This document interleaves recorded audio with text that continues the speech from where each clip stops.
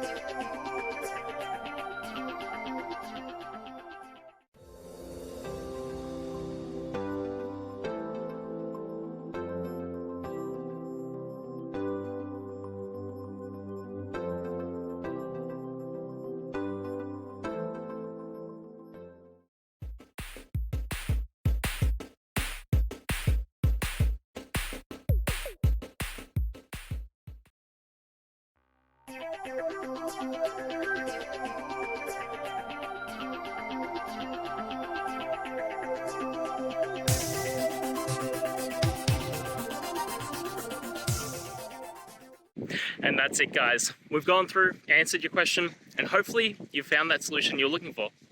Guys, if you did, please hit subscribe. I'd really appreciate it. And until next time, you need technical help, I'll see ya. Have a good one.